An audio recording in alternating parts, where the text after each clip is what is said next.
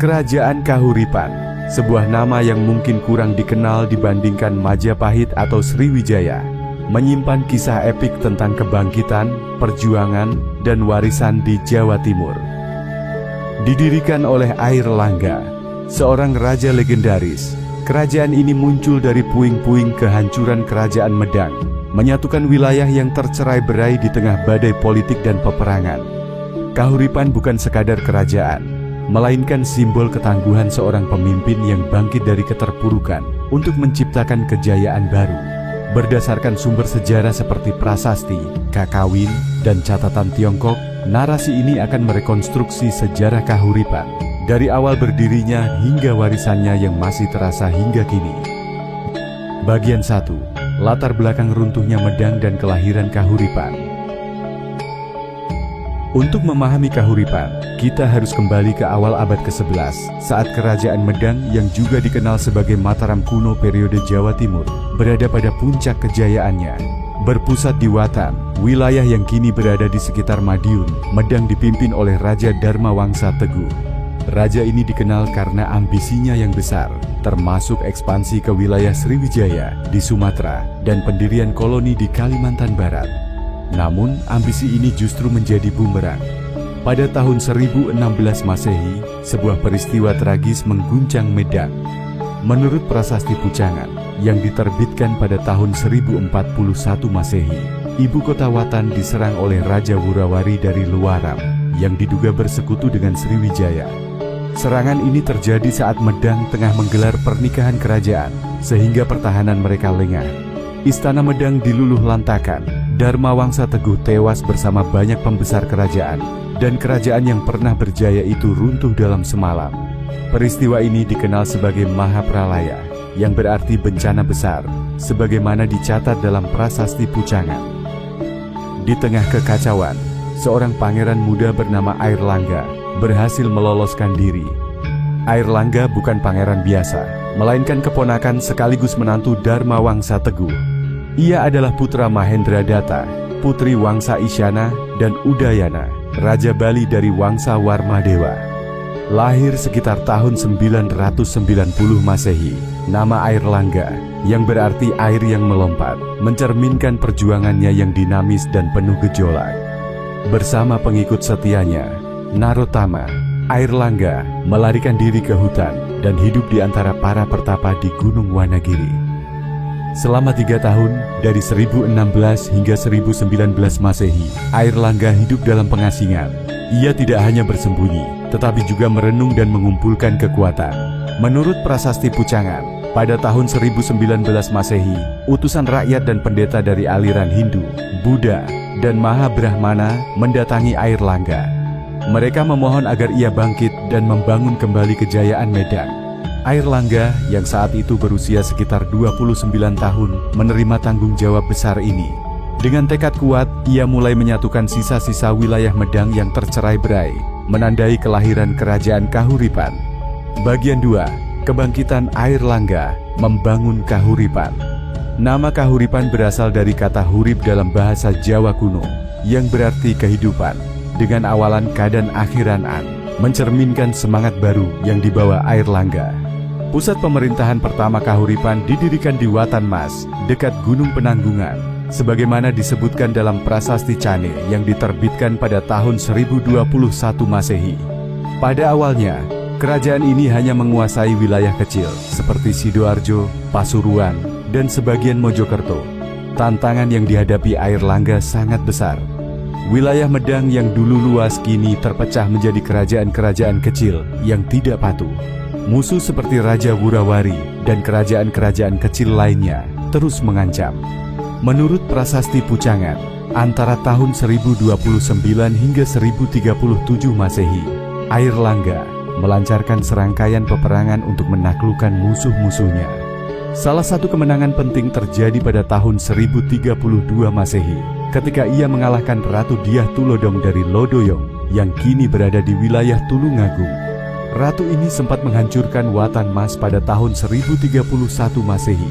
Puncak keberhasilan Airlangga terjadi pada tahun 1037 Masehi saat ia menaklukkan Raja Wurawari, membalaskan dendam kehancuran Medang. Dalam Prasasti Kamalagian yang juga diterbitkan pada tahun 1037 Masehi, dicatat bahwa Airlangga mengalahkan Raja Wijayawarman dari Wengker yang diduga sebagai vasal Sriwijaya. Kemenangan ini menandai perluasan wilayah Kahuripan hingga hampir seluruh Jawa Timur, bahkan mencapai Jawa Tengah dan Bali. Namun, Airlangga tidak hanya seorang panglima perang. Ia juga seorang visioner yang memahami pentingnya infrastruktur untuk menjaga stabilitas kerajaan. Salah satu pencapaian terbesarnya adalah pembangunan bendungan Waringin Sapta di Sungai Brantas yang dicatat dalam Prasasti Kamalagian. Bendungan ini mengatasi banjir yang sering melanda dan menyediakan irigasi untuk pertanian, memastikan kemakmuran rakyat. Sungai Brantas menjadi jalur perdagangan penting yang menghubungkan Kahuripan dengan dunia luar. Airlangga juga dikenal sebagai pelindung seni dan agama. Ia memerintahkan Empu Kanwa untuk menulis Kakawin Arjuna Wiwaha, sebuah karya sastra Jawa kuno yang mengadaptasi epik Mahabharata. Karya ini tidak hanya berfungsi sebagai seni, tetapi juga sebagai propaganda politik, menggambarkan Airlangga sebagai titisan Arjuna yang menyelamatkan kerajaannya. Cerita dari Kakawin ini bahkan dipahat sebagai relief di Candi Tegowangi di Kediri. Bagian 3. Puncak Kejayaan Kahuripan. Setelah berhasil menyatukan wilayah-wilayah yang tercerai-berai pasca kehancuran Medang, Airlangga memimpin kerajaan Kahuripan menuju puncak kejayaannya pada dekade 1030-an hingga awal 1040-an Masehi. Kahuripan yang berpusat di wilayah Sungai Brantas tidak hanya menjadi kekuatan politik di Jawa Timur, tetapi juga pusat ekonomi, budaya, dan agama yang memengaruhi Nusantara. Keberhasilan ini tidak lepas dari visi Airlangga sebagai pemimpin yang mampu menyeimbangkan kekuatan militer, pembangunan infrastruktur, dan harmoni sosial. Berdasarkan sumber seperti prasasti, catatan Tiongkok, dan Kakawin, periode ini menunjukkan Kahuripan sebagai kerajaan yang makmur dan terorganisasi. Kehidupan sosial dan ekonomi. Masyarakat Kahuripan hidup dalam sistem agraris yang maju, dengan pertanian padi sebagai tulang punggung ekonomi. Sungai Brantas yang melintasi wilayah kerajaan menjadi kunci kemakmuran. Bendungan Waringin Sapta yang dibangun Airlangga pada tahun 1037 Masehi, sebagaimana dicatat dalam Prasasti Kamalagian, memungkinkan pengendalian banjir dan irigasi yang efisien. Lahan sawah yang subur di sekitar Sidoarjo, Pasuruan, dan Mojokerto menghasilkan panen berlimpah, mendukung populasi yang semakin bertambah. Selain padi, masyarakat juga mengembangkan peternakan, seperti sapi dan kerbau, yang digunakan untuk pertanian dan upacara keagamaan. Perdagangan memainkan peran besar dalam perekonomian Kahuripan. Pelabuhan Hujung Galuh, yang kini berada di wilayah Surabaya, menjadi pusat perdagangan maritim yang ramai. Menurut catatan dinasti Song dari Tiongkok, pelabuhan ini dikunjungi pedagang dari Tiongkok, India, dan Asia Tenggara yang membawa barang seperti sutra, porselen, dan rempah-rempah. Kahuripan mengekspor beras, kayu cendana, dan kapur barus yang sangat diminati di pasar internasional. Sistem perdagangan ini juga didukung oleh penggunaan mata uang emas dan perak, sebagaimana disebutkan dalam Prasasti Baru tahun 1030 Masehi yang mencatat transaksi tanah menggunakan emas sebagai satuan emas. Kehidupan sosial di Kahuripan ditandai dengan struktur masyarakat yang hierarkis namun fleksibel. Di puncak hierarki adalah raja dan keluarga kerajaan, diikuti oleh bangsawan yang disebut Rakrian, dan pendeta dari aliran Hindu, Buddha, dan Mahabrahmana. Petani, pedagang, dan pengrajin membentuk kelas menengah, sementara budak atau kawula bekerja di bawah tuanet tanah. Meski ada perbedaan kelas, Airlangga menerapkan sistem sima, yaitu pemberian tanah bebas pajak kepada individu atau kelompok yang berjasa, seperti tercatat dalam Prasasti Cane tahun 1021 Masehi. Sistem ini memperkuat loyalitas rakyat dan mendorong produktivitas ekonomi. Struktur pemerintahan. Pemerintahan Kahuripan dijalankan dengan sistem monarki yang terpusat, dengan Airlangga sebagai raja yang memiliki otoritas tertinggi. Ia dibantu oleh pejabat tinggi yang disebut Rakrian, dengan posisi penting seperti Rakrian Kanuruhan, yang berfungsi sebagai Perdana Menteri. Salah satu tokoh kunci adalah Narotama, pengikut setia Airlangga sejak masa pengasingan, yang menjabat sebagai Rakrian Kanuruhan. Menurut Prasasti Pucangan tahun 1041 Masehi, Narotama berperan besar dalam mengelola administrasi dan militer kerajaan. Wilayah Kahuripan dibagi menjadi beberapa wanua, yaitu unit administratif setara dengan desa, yang dipimpin oleh rama atau kepala desa. Setiap wanua memiliki otonomi untuk mengatur urusan lokal, tetapi tetap tunduk pada perintah raja. Sistem ini memungkinkan Airlangga untuk mengendalikan wilayah yang luas, dari Sidoarjo hingga Pasuruan, tanpa kehilangan efisiensi. Pajak dari pertanian dan perdagangan dikumpulkan oleh pejabat yang disebut Mangilala Derwiya Haji, yang bertugas memastikan pendapatan kerajaan. Airlangga juga menggunakan diplomasi untuk memperkuat pemerintahannya. Ia menjalin hubungan dengan kerajaan-kerajaan tetangga melalui perkawinan politik. Salah satu istri Airlangga diduga adalah putri dari Sriwijaya, yang memperkuat aliansi dengan kerajaan maritim tersebut. Perkawinan ini juga membawa pengaruh budaya, seperti pembangunan wihara Buddha, yang menunjukkan keterbukaan Kahuripan terhadap berbagai tradisi. Toleransi agama. Kahuripan dikenal sebagai kerajaan yang menjunjung toleransi agama, sebuah nilai yang dipraktikkan oleh Airlangga. Ia mendukung aliran Hindu dan Buddha yang hidup berdampingan di wilayahnya. Menurut Prasasti Pucangan, Airlangga memberikan perlindungan kepada pendeta Hindu, Buddha, dan Mahabrahmana yang berperan sebagai penasihat spiritual dan intelektual. Salah satu bukti toleransi ini adalah pembangunan wihara Sriwijaya Srama yang didedikasikan untuk ratunya yang diduga berasal dari Sriwijaya. Wihara ini menjadi pusat kegiatan Buddha, menarik biksu dari wilayah lain. Airlangga sendiri adalah penganut Hindu, sebagaimana terlihat dari gelarnya sebagai titisan Wisnu dalam Kakawin Arjuna Wiwaha. Namun, ia tidak memaksakan agama tertentu kepada rakyatnya. Upacara keagamaan seperti sraddha untuk menghormati leluhur diadakan secara rutin dan melibatkan berbagai aliran agama. Pendeta Mahabrahmana yang menggabungkan elemen Hindu dan Buddha juga memiliki peran penting dalam upacara kerajaan, seperti penobatan atau pemberian sima. Toleransi agama ini tidak hanya memperkuat harmoni sosial, tetapi juga menarik pedagang dan cendekiawan dari luar. Catatan Tiongkok dari dinasti Song menyebutkan bahwa pelabuhan Hujung Galuh sering dikunjungi oleh biksu Buddha yang melakukan perjalanan ke India atau Sriwijaya. Kehadiran mereka memperkaya kehidupan intelektual Kahuripan, terutama dalam bidang sastra dan filsafat. Perluasan wilayah. Pada puncak kejayaannya, Kahuripan menguasai hampir seluruh Jawa Timur dengan pengaruh yang meluas hingga Jawa Tengah dan Bali. Setelah mengalahkan Raja Wurawari pada tahun 1037 Masehi, Airlangga memperluas wilayahnya ke arah barat, mencakup wilayah seperti Madiun dan Kediri. Ia juga menjalin hubungan erat dengan Bali, tempat kelahirannya, melalui perkawinan politik dengan keluarga Wangsa Warmadewa. Menurut Prasasti Pucangan, Bali mengakui kedaulatan Kahuripan, meskipun tetap memiliki otonomi. Di Jawa Tengah, Airlangga berhadapan dengan kerajaan-kerajaan kecil yang merupakan sisa-sisa Medang. Ia menggunakan kombinasi militer dan diplomasi untuk menaklukkan atau menjalin aliansi dengan mereka. Salah satu kemenangan penting adalah atas Raja Wijayawarman dari Wengker yang dicatat dalam Prasasti Kamalagean. Wilayah Wengker yang kini berada di sekitar Ponorogo menjadi bagian dari Kahuripan, memperkuat posisinya di daratan. Perluasan wilayah ini tidak hanya menambah kekuatan politik, tetapi juga ekonomi. Wilayah baru membawa sumber daya seperti kayu, hasil pertanian, dan tenaga kerja, yang semuanya mendukung kemakmuran Kahuripan. Pelabuhan-pelabuhan kecil di sepanjang pantai utara Jawa, seperti Tuban dan Gresik, juga mulai berkembang di bawah kendali Kahuripan, menjadi jalur perdagangan tambahan. Keberhasilan Airlangga dalam memperluas wilayah menunjukkan kemampuannya sebagai pemimpin strategis. Ia tidak hanya mengandalkan kekuatan militer, tetapi juga membangun aliansi dan infrastruktur untuk menjaga stabilitas. Pada akhir 1030-an Masehi, Kahuripan telah menjadi salah satu kerajaan terkuat di Nusantara, mampu menyaingi Sriwijaya dalam hal pengaruh ekonomi dan budaya. Bagian 4, krisis suksesi dan pembagian kerajaan. Meskipun Kahuripan mencapai puncak kejayaannya di bawah Airlangga, kerajaan ini menghadapi tantangan besar menjelang akhir pemerintahannya. Krisis suksesi.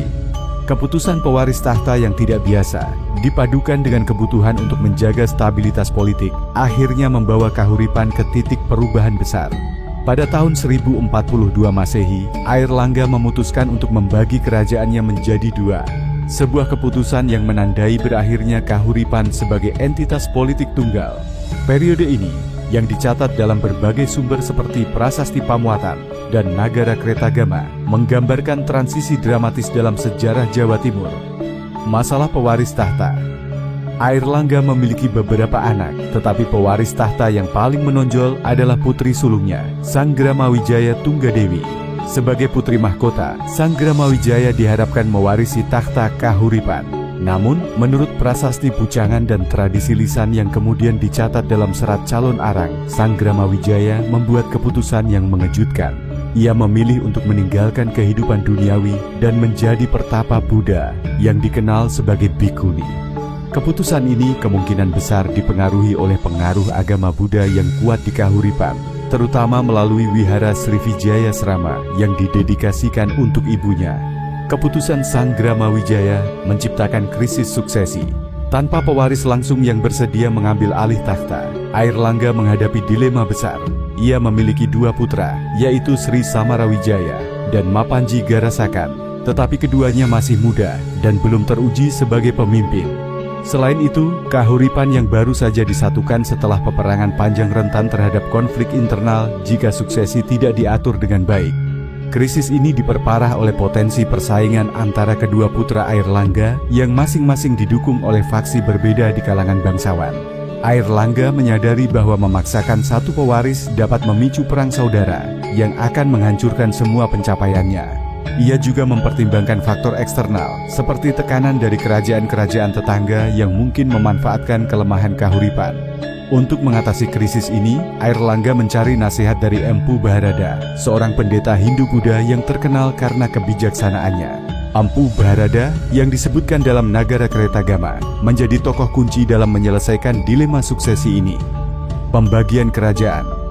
Pada tahun 1042 Masehi, Airlangga mengambil keputusan bersejarah, membagi kerajaan Kahuripan menjadi dua kerajaan terpisah, yaitu Panjalu, yang juga dikenal sebagai Kediri, dan Janggala.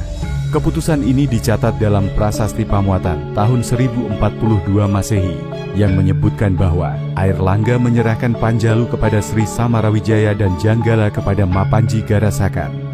Pembagian ini bertujuan untuk mencegah konflik antara kedua putranya dan memastikan stabilitas wilayah yang telah disatukannya dengan susah payah. Menurut legenda yang dicatat dalam Nagara Kretagama dan tradisi lisan Jawa, proses pembagian wilayah dilakukan dengan cara yang simbolis. Empu Bharada yang bertindak sebagai mediator menggunakan air suci untuk menentukan batas antara Panjalu dan Janggala.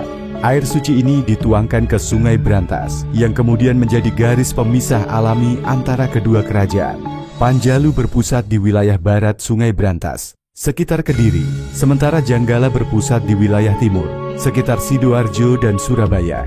Meskipun legenda ini mungkin bersifat simbolis, pembagian wilayah ini menunjukkan perencanaan yang cermat untuk menjaga keseimbangan kekuatan. Pembagian kerajaan tidak berarti Kahuripan langsung lenyap. Selama Airlangga masih hidup, ia tetap memiliki otoritas tertinggi sebagai raja atas kedua kerajaan, dengan Panjalu dan Janggala berfungsi sebagai wilayah administratif di bawah putra-putranya. Namun, setelah Airlangga turun takhta, kedua kerajaan ini menjadi entitas politik yang terpisah, masing-masing dengan rajanya sendiri. Prasasti Pamuatan menyebutkan bahwa Airlangga mengatur pembagian ini dengan hati-hati, termasuk pembagian sumber daya seperti tanah, pajak, dan pasukan militer, untuk memastikan kedua putranya memiliki kekuatan yang seimbang. Airlangga menjadi pertapa.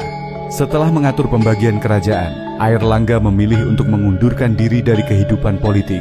Pada sekitar tahun 1045 Masehi, ia turun takhta dan menjadi resi atau pertapa dengan gelar Resi Aji Padukampungku. Keputusan ini kemungkinan besar dipengaruhi oleh tradisi Hindu-Buddha yang mendorong raja untuk menjalani kehidupan spiritual di akhir masa pemerintahannya. Airlangga menetap di sebuah pertapaan di wilayah yang kini dikenal sebagai Candi Belahan, dekat Gunung Penanggungan. Menurut prasasti Bucangan, Airlangga menghabiskan sisa hidupnya dalam meditasi dan kegiatan keagamaan. Ia wafat pada tahun 1049 Masehi dan dimakamkan di Candi Belahan, yang kemudian menjadi situs suci untuk menghormatinya. Candi ini terkenal dengan patung Dewi Laksmi yang diduga menggambarkan Ratu Airlangga, serta arca Wisnu yang mencerminkan gelar Airlangga sebagai titisan dewa. Pemakaman Airlangga menandai akhir dari era kepemimpinannya, tetapi warisannya terus hidup melalui Panjalu dan Janggala. Akhir Kahuripan. Dengan pembagian kerajaan dan wafatnya Airlangga, Kahuripan sebagai kerajaan mandiri secara resmi berakhir. Panjalu dan Janggala menjadi penerusnya, masing-masing mengembangkan identitas politik dan budaya mereka sendiri. Panjalu yang berpusat di Kediri, kemudian menjadi kerajaan yang kuat di bawah raja-raja seperti Jayabaya, sementara Janggala yang berpusat di wilayah timur memiliki sejarah yang kurang terdokumentasi. Menurut Nagara Kretagama, kedua kerajaan ini sempat bersaing, tetapi akhirnya disatukan kembali di bawah kekuasaan Singasari dan Majapahit. Meskipun Kahuripan tidak lagi eksis sebagai entitas politik, wilayahnya tetap penting dalam sejarah Jawa. Di era Majapahit, wilayah Kahuripan dikenal sebagai Bere Kahuripan, sebuah kadipaten yang diperintah oleh anggota keluarga kerajaan. Warisan Airlangga, baik dalam bentuk infrastruktur seperti bendungan Waringin Sapta maupun budaya seperti Kakawin Arjuna Wiwaha, terus memengaruhi perkembangan Jawa Timur. Akhir Kahuripan bukanlah kehancuran, melainkan transformasi menuju babak baru dalam sejarah Nusantara. Bagian 5. Peninggalan dan warisan Kahuripan. Meskipun kerajaan Kahuripan hanya berdiri selama beberapa dekade di bawah pemerintahan Airlangga, warisannya meninggalkan jejak mendalam dalam sejarah, budaya, dan identitas Jawa Timur. Peninggalan Kahuripan tidak hanya terlihat dari prasasti dan candi, tetapi juga dari karya sastra, sistem pemerintahan, dan pengaruhnya terhadap kerajaan-kerajaan penerus seperti Panjalu, Janggala, dan Majapahit. Berdasarkan sumber sejarah seperti prasasti, kakawin, dan catatan tradisional, periode Kahuripan menjadi jembatan penting antara kerajaan Medang dan kejayaan Jawa di masa berikutnya. Warisan ini tetap relevan hingga kini, tercermin dalam seni, arsitektur, dan semangat budaya Jawa Timur. Prasasti sebagai sumber sejarah. Prasasti merupakan peninggalan terpenting Kahuripan yang memberikan wawasan langsung tentang pemerintahan, kehidupan sosial, dan pencapaian Airlangga. Salah satu yang paling signifikan adalah Prasasti Pucangan yang diterbitkan pada tahun 1041 Masehi. Prasasti ini yang ditulis dalam bahasa Jawa kuno dan Sanskerta menceritakan perjalanan hidup Airlangga, mulai dari pelariannya setelah Mahapralaya yang berarti bencana besar, hingga kemenangannya atas musuh-musuh seperti Raja Wurawari. Prasasti ini juga menyebutkan toleransi agama Airlangga dan pembagian kerajaan kepada putra-putranya. Prasasti Kamalagian tahun 1037 Masehi adalah sumber lain yang penting. Prasasti ini mencatat pembangunan bendungan Waringin Sapta di Sungai Brantas, sebuah proyek infrastruktur yang mengatasi banjir dan mendukung pertanian. Selain itu, prasasti ini menyebutkan kemenangan Airlangga atas Raja Wijayawarman dari Wengker, menunjukkan perluasan wilayah Kahuripan. Prasasti Cane tahun 1021 Masehi dan Prasasti Baru tahun 1030 Masehi mencatat pemberian Sima, yaitu tanah bebas pajak, kepada rakyat yang berjasa, menggambarkan sistem pemerintahan yang adil dan terorganisasi. Prasasti Pamuatan tahun 1042 Masehi dan Prasasti Terep juga memberikan informasi tentang pembagian Kahuripan menjadi Panjalu dan Janggala. Prasasti-prasasti ini yang sebagian besar ditulis pada lempengan batu atau tembaga tidak hanya berfungsi sebagai dokumen resmi, tetapi juga sebagai propaganda politik untuk memperkuat legitimasi Airlangga. Keberadaan prasasti ini menunjukkan tingkat literasi dan administrasi yang tinggi di Kahuripan, sebuah warisan yang diadopsi oleh kerajaan-kerajaan berikutnya. Candi dan situs arkeologi. Kahuripan meninggalkan sejumlah candi dan situs arkeologi yang mencerminkan kekayaan budaya dan spiritualitas kerajaan. Salah satu yang paling terkenal adalah Candi Belahan yang terletak di lereng Gunung Penanggungan. Candi ini diyakini sebagai tempat pemakaman Airlangga setelah ia wafat pada tahun 1049 Masehi sebagai resi dengan gelar Resi Aji Padukang Pungku. Candi Belahan terkenal dengan patung Dewi Laksmi yang diduga menggambarkan Ratu Airlangga, serta arca Wisnu yang mencerminkan gelar Airlangga sebagai titisan dewa. Sumber air suci di candi ini, yang dikenal sebagai Sendang Made, masih dianggap keramat oleh masyarakat setempat. Candi Semar Jalatunda, juga di wilayah Pasuruan, adalah peninggalan lain yang terkait dengan kahuripan. Candi ini memiliki relief yang menggambarkan cerita mitologi Hindu, menunjukkan pengaruh seni Jawa kuno yang kuat. Gua Selomangleng di Kediri, meskipun lebih sederhana, diyakini sebagai tempat pertapaan yang digunakan oleh bangsawan atau pendeta kahuripan. Situs-situs ini, meskipun tidak sebesar candi-candi Majapahit, menunjukkan keahlian arsitektur dan perhatian kahuripan terhadap seni religius. Petilasan Sendang Made yang terletak dekat Candi Belahan juga menjadi bukti hubungan spiritual kahuripan dengan air.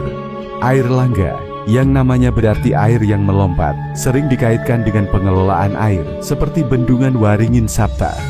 Situs-situs ini tidak hanya berfungsi sebagai tempat ibadah, tetapi juga sebagai simbol kekuasaan dan keharmonisan dengan alam, sebuah nilai yang diwariskan kepada kerajaan-kerajaan Jawa berikutnya.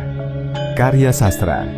Salah satu warisan budaya terbesar kahuripan adalah Kakawin Arjuna Wiwaha, sebuah karya sastra Jawa kuno yang ditulis oleh Empu Kanwa atas perintah Air Langga. Kakawin ini, yang mengadaptasi epik Mahabharata, menceritakan kisah Arjuna yang menghadapi godaan dan mencapai kemenangan spiritual. Karya ini bukan hanya karya seni, tetapi juga propaganda politik, menggambarkan Air Langga sebagai titisan Arjuna yang menyelamatkan kerajaannya dari kekacauan. Relief cerita ini dipahat di Candi Tegowangi di Kediri, menunjukkan pengaruh sastra terhadap seni visual. Kakawin Arjuna Wiwaha menjadi model bagi karya sastra Jawa kuno berikutnya, seperti Kakawin Bharatayuddha di era Panjalu. Bahasa yang digunakan yaitu campuran Jawa kuno dan Sanskerta, menunjukkan tingkat intelektual yang tinggi di kalangan elit kahuripan. Karya ini juga mencerminkan toleransi agama, karena menggabungkan elemen Hindu dengan nilai-nilai lokal Jawa, seperti pentingnya harmoni sosial dan kepemimpinan yang adil. Selain Kakawin Arjuna Wiwaha, tradisi lisan seperti Serat Calon Arang kemungkinan berakar dari masa kahuripan. Meskipun teks ini ditulis pada periode yang lebih belakangan, cerita tentang Sanggrama Wijaya Tunggadewi sebagai bhikkhuni dan hubungannya dengan tokoh mistis Calon Arang diyakini berasal dari legenda kahuripan. Tradisi ini menunjukkan bagaimana kahuripan memengaruhi budaya naratif di Jawa. Pengaruh pada kerajaan lain. Kahuripan tidak berakhir dengan kehancuran, melainkan bertransformasi menjadi dua kerajaan penerus, Panjalu dan Janggala. Panjalu, yang berpusat di Kediri, berkembang menjadi kerajaan yang kuat di bawah raja-raja seperti Jayabaya yang terkenal karena ramalannya. Janggala, yang berpusat di wilayah timur seperti Sidoarjo dan Surabaya, memiliki sejarah yang kurang terdokumentasi, tetapi tetap memainkan peran dalam perdagangan maritim. Menurut Nagara Kretagama, kedua kerajaan ini akhirnya disatukan kembali di bawah Singhasari dan Majapahit, dengan wilayah kahuripan menjadi kadipaten penting yang disebut Bare Kahuripan. Sistem pemerintahan kahuripan, seperti penggunaan sima dan administrasi berbasis wanua, diadopsi oleh Panjalu dan Janggala. Bendungan Waringin Sapta tetap digunakan hingga masa Majapahit, menunjukkan keberlanjutan warisan infrastruktur Air Langga. Pelabuhan Hujung Galuh yang berkembang di bawah kahuripan menjadi cikal bakal pelabuhan Surabaya, salah satu pusat perdagangan terpenting di Nusantara. Pengaruh kahuripan juga terlihat dalam budaya agama dan seni. Toleransi Hindu-Buddha yang dipraktikkan Air Langga menjadi model bagi kerajaan-kerajaan Jawa berikutnya, seperti Majapahit yang dikenal sebagai pusat keberagaman agama.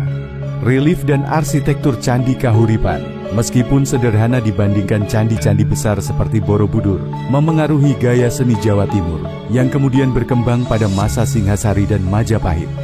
Warisan kahuripan masih terasa hingga kini, terutama di Jawa Timur. Candi Belahan dan Sendang Made tetap menjadi situs ziarah dan objek wisata sejarah, menarik perhatian arkeolog dan wisatawan. Prasasti-prasasti kahuripan yang kini disimpan di museum seperti Museum Nasional Indonesia menjadi sumber penelitian tentang sejarah Jawa kuno. Kakawin Arjuna Wiwaha masih dipelajari sebagai bagian dari sastra klasik Jawa, menginspirasi seni pertunjukan seperti wayang dan tari. Identitas budaya Jawa Timur yang menekankan kerja keras, harmoni dengan alam, dan toleransi dapat ditelusuri kembali ke nilai-nilai kahuripan. Sungai Brantas yang menjadi arteri ekonomi kahuripan tetap menjadi simbol penting bagi masyarakat Jawa Timur dengan festival dan tradisi lokal yang merayakan hubungan manusia dengan air. Nama Kahuripan sendiri masih digunakan dalam berbagai konteks, seperti nama perumahan atau organisasi budaya, mencerminkan kebanggaan akan warisan sejarah ini. Sejarah Kerajaan Kahuripan tidak hanya tentang kejayaan sebuah kerajaan, tetapi juga tentang pelajaran kepemimpinan, ketangguhan, dan adaptasi dalam menghadapi krisis. Airlangga sebagai tokoh sentral menunjukkan bagaimana seorang pemimpin dapat mengubah nasib bangsanya melalui visi, strategi, dan komitmen terhadap kesejahteraan rakyat. Namun, berakhirnya Kahuripan sebagai kerajaan mandiri juga mengajarkan tentang kerentanan suksesi dan tantangan menjaga persatuan. Dengan menganalisis keberhasilan dan kegagalan Kahuripan, kita dapat memahami dinamika sejarah Nusantara dan relevansinya bagi masa kini. Keberhasilan Airlangga. Airlangga dianggap sebagai salah satu raja terbesar dalam sejarah Jawa karena kemampuannya menyatukan wilayah yang tercerai-berai setelah Mahapralaya. Dibandingkan dengan Empu Sindok, pendiri Medang di Jawa Timur, Airlangga menghadapi tantangan yang lebih besar. Ia tidak hanya harus membangun kerajaan dari awal, tetapi juga melawan musuh-musuh kuat seperti Raja Wurawari dan Ratu Dyah Tulodong. Kemenangannya dalam peperangan, seperti yang dicatat dalam Prasasti Kamalagian, menunjukkan kecakapan militernya, tetapi keberhasilannya tidak hanya bergantung pada kekuatan bersenjata. Visi Airlangga sebagai pemimpin terlihat dari pembangunan infrastruktur seperti Bendungan Waringin Sapta yang mengubah Sungai Brantas menjadi sumber kemakmuran. Dibandingkan dengan Hayam Wuruk dari Majapahit yang memerintah pada masa kejayaan yang sudah mapan, Airlangga harus menciptakan fondasi baru di tengah krisis. Sistem Sima yang ia terapkan, sebagaimana dicatat dalam Prasasti Cane dan Prasasti Baru, menunjukkan kebijaksanaan dalam membangun loyalitas rakyat tanpa mengorbankan stabilitas ekonomi. Airlangga juga unggul dalam memajukan seni dan agama. Kakawin Arjuna Wiwaha tidak hanya memperkuat legitimasinya sebagai raja, tetapi juga meninggalkan warisan budaya yang abadi. Toleransi agamanya yang mendukung Hindu, Buddha, dan Mahabrahmana menciptakan harmoni sosial yang jarang ditemukan di kerajaan-kerajaan lain pada masa itu. Jika dibandingkan dengan Raja-Raja Sriwijaya yang lebih fokus pada perdagangan maritim, Airlangga berhasil menyeimbangkan kekuatan darat dan laut dengan pelabuhan Hujung Galuh sebagai bukti. Keberhasilan Airlangga juga terletak pada kemampuannya beradaptasi. Setelah kehilangan Medang pada usia muda, ia hidup sebagai pertapa selama 3 tahun, yang memberinya waktu untuk merenung dan merencanakan kebangkitannya. Keputusannya untuk membagi kerajaan, meskipun kontroversial, menunjukkan pragmatisme dalam mencegah perang saudara. Airlangga adalah contoh pemimpin yang tidak hanya bertahan dalam krisis, tetapi juga mengubahnya menjadi peluang untuk membangun sesuatu yang baru. Faktor keruntuhan. Meskipun Kahuripan mencapai puncak kejayaan, berakhirnya kerajaan ini sebagai entitas mandiri tidak dapat dihindari. Faktor utama adalah krisis suksesi yang dipicu oleh keputusan Sanggramawijaya Tunggadewi untuk menjadi bhikkhuni. Keputusan ini yang dicatat dalam Prasasti Pucangan dan Serat Calon Arang menciptakan kekosongan kepemimpinan yang sulit diatasi. Meskipun Airlangga memiliki 2 putra, Sri Samarawijaya dan Mapanji Garasakan, persaingan antara mereka dan faksi pendukungnya mengancam stabilitas kerajaan. Pembagian Kahuripan menjadi Panjalu dan Janggala, meskipun dimaksudkan untuk mencegah konflik, justru melemahkan persatuan yang telah dibangun Airlangga.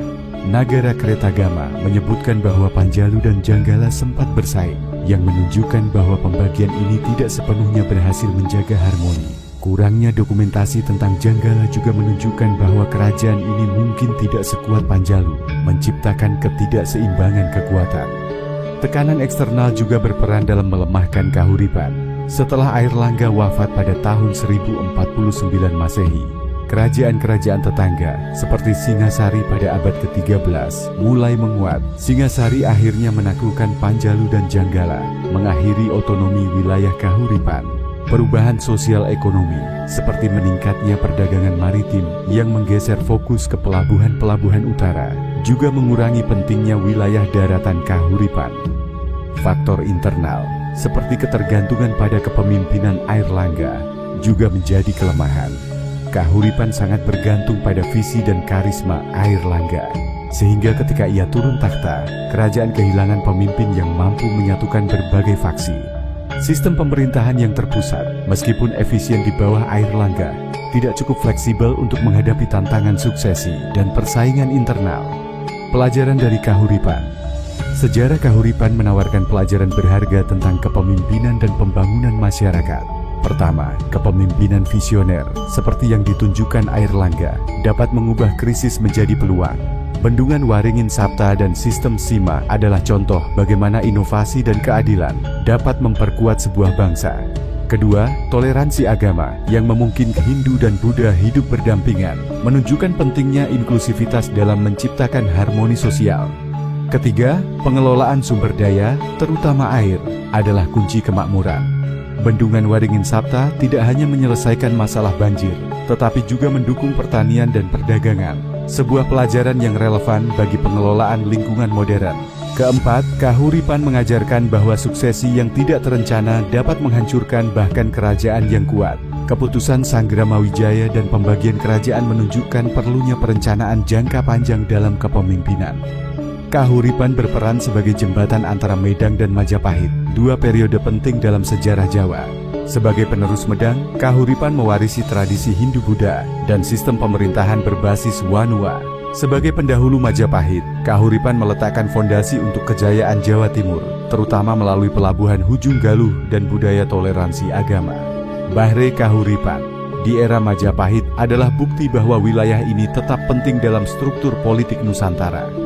Kahuripan juga berkontribusi pada identitas budaya Jawa. Kakawin Arjuna Wiwaha menjadi cikal bakal tradisi sastra Jawa kuno yang kemudian berkembang menjadi karya-karya besar seperti Negara Kertagama. Pengelolaan Sungai Brantas oleh Airlangga memengaruhi pola ekonomi agraris dan maritim Jawa yang menjadi ciri khas Majapahit. Dalam konteks yang lebih luas, Kahuripan menunjukkan bagaimana kerajaan-kerajaan kecil di Nusantara dapat memengaruhi dinamika regional, bersaing dengan kekuatan besar seperti Sriwijaya. Kerajaan Kahuripan, meskipun berdiri dalam waktu yang relatif singkat, meninggalkan warisan yang abadi dalam sejarah Nusantara. Dari puing-puing kehancuran Medang, Airlangga membangun sebuah kerajaan yang tidak hanya bertahan, tetapi juga berkembang menjadi pusat politik, ekonomi, dan budaya. Bendungan Waringin Sabta, Kakawin Arjuna Wiwaha, dan candi-candi seperti Belahan adalah bukti kebesaran Kahuripan, sementara toleransi agama dan sistem pemerintahannya menjadi model bagi kerajaan-kerajaan berikutnya. Pembagian Kahuripan menjadi Panjalu dan Janggala, meskipun menandai akhir kerajaan sebagai entitas mandiri, tidak menghapus pengaruhnya.